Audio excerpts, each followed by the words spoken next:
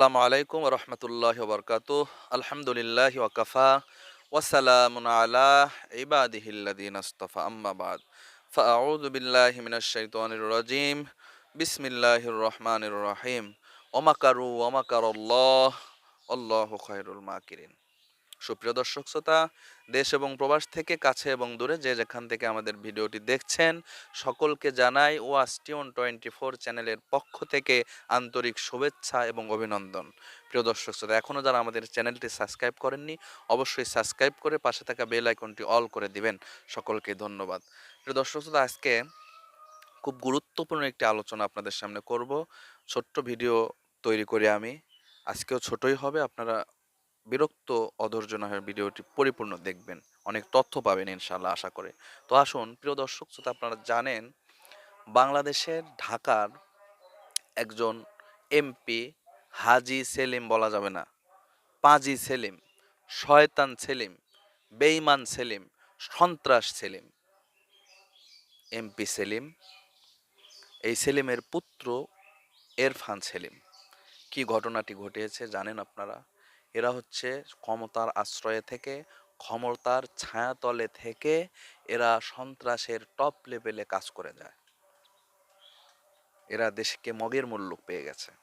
আপনারা জানেন সে নৌবাহিনীর লেফটেন্যান্টকে সে আহত করেছে এবং দুইটা দাঁত ভেঙে দিয়েছে।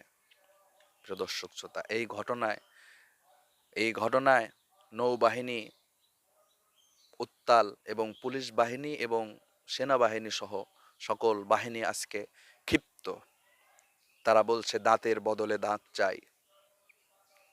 এটা স্বাভাবিক? আপনি সাধারণ মানুষ পাননি?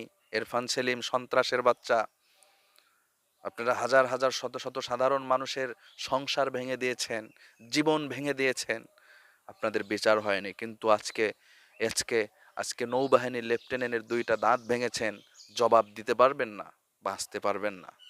সাধারণ মানুষের দাঁত ভাঙেন নাই, জুলুম করতে করতে এমন পর্যায়ে মানুষ চলে যায়, তখন আল্লাহ ধরে ধরে ফেলে। আপনি দেখেন যে এই সেলিম সন্ত্রাস শত শত সংসার ভেঙে দিয়েছে, মানুষকে কষ্ট দিয়েছে, হয়তো তখনও আল্লাহ ধরেনি। আজকে সিম্পল দুইটা দাঁত ভেঙেছে, আল্লাহ ধরে ফেলেছে। কঠিন অবস্থা হয়ে যাবে ইনশাল্লাহ। প্রিয় দর্শক শ্রোতা, আজকে এ সমস্ত এ সমস্ত সন্ত্রাসের বিরুদ্ধে রুখে দাঁড়াতে হবে। আপনারা জানেন যে এই ঘটনা ঘটার পরে লেফটেন্যান্টের দাঁত ভেঙে এবং আহত করার পরে 2-1 ঘন্টার মধ্যে তাকে অ্যারেস্ট করা হয়েছে। 2-1 ঘন্টার মধ্যে তার বাসায় জব্দ করে অনেক মদ, অনেক সন্ত্রাসী কাজ কারবার, অস্ত্র, বিদেশি পিস্তল, অনেক কিছু পাওয়া গিয়েছে। আমি বলতে চাই যে এরা কি এক রাতের ভিতরে এই অস্ত্রগুলো বাড়িতে জমা করেছে? অবৈধ কাজ করছে 2-1 দিন ধরে, নাকি সে 12 বছর থেকে? তো 12 বছর ধরে এই সন্ত্রাসগুলোকে ধরা হলো না কেন? আজকে লেফটেন্যান্টের দাঁত ভাঙাতে 1 ঘন্টায় ধরা হলো, ঘটনা কি? আজকে শত শত হাজার হাজার সন্ত্রাস এভাবেই পালিয়ে বেড়াচ্ছে, এভাবেই কাজ করে যাচ্ছে। আজকে তাদের অ্যারেস্ট করা হয় না এবং বিচারের আওতায় আনা হয় না। প্রিয় দর্শক শ্রোতা, আজকে রহস্য রয়ে গিয়েছে।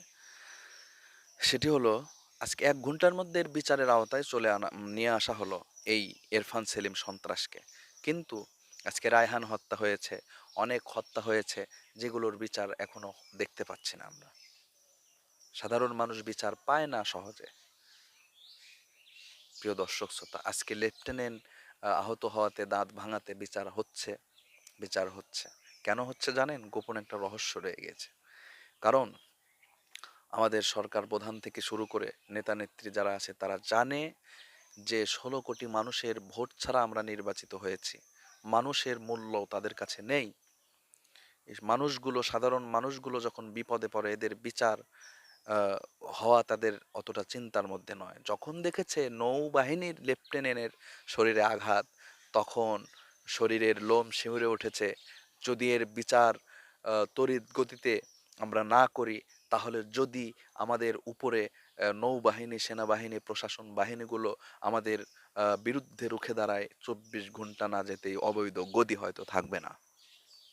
এই চিন্তা করে তারা 1 ঘন্টার মধ্যে বিচারের আওতায় নিয়ে এসেছে সন্ত্রাসকে। প্রিয় দর্শক শ্রোতা, আসলে নৌবাহিনী, সেনাবাহিনী, প্রশাসনগুলো যদি এভাবে রুখে দাঁড়ায়, তাহলে দেশ দেশ সঠিক বিচার পাবে। আজকে দেখুন, সাধারণ মানুষ বিচার পায় না, একজন নৌবাহিনীর উপরে যখন আঘাত এনেছে, বাহিনীগুলো, প্রশাসনগুলো কথা বলছে যে দাঁত ভেঙা ভাঙা হয়েছে আমার এক নৌবাহিনীর সদস্যকে, তারা বলেছে দাঁতের বদলে দাঁত চাই, সঠিক বিচার চাই। অনেক পুলিশ বাহিনী, অনেক সিনিয়র সিনিয়র অনেকেই বলেছেন, প্রিয় দর্শক শ্রোতা। এজন্য এই দেশটা আসলে এমন হওয়া উচিত, একজন লেফটেন্যান্টকে আঘাত করলেই বিচার হবে, আর সাধারণ কোনো মানুষকে আঘাত করলে, হত্যা করলে বিচার হবে না, খুব দেরিতে হবে, এরকম যেন না হয়। একটা লেফটেন্যান্টকে আঘাত করলে বিচার যেরকম হবে তাড়াতাড়ি, একটা সাধারণ মানুষকেও আঘাত করলে যেন তারাও বিচার পায়। এভাবেই এই স্বাধীন দেশ যেন গড়ে ওঠে, এই আশা আল্লাহর কাছে করছি। এই স্বাধীনতার দেশ, এ মাটির জন্য কিন্তু সাধারণ মানুষগুলো ঝেঁপে পড়েছিল ৭১ সালে। ছেঁড়া জামা, ছেঁড়া লুঙ্গি পরে, পায়ে স্যান্ডেল নাই, মাথার চুল উড়ু উড়ু, খেয়ে না খেয়ে অস্ত্র নিয়ে ঝেঁপে পড়েছিল বাংলার দামাল কামাল সাধারণ মানুষগুলো। এই দেশে সাধারণ মানুষের অধিকার আছে, সুতরাং সাধারণ মানুষেরও বিচার পাওয়ার অধিকার সবচেয়ে বেশি।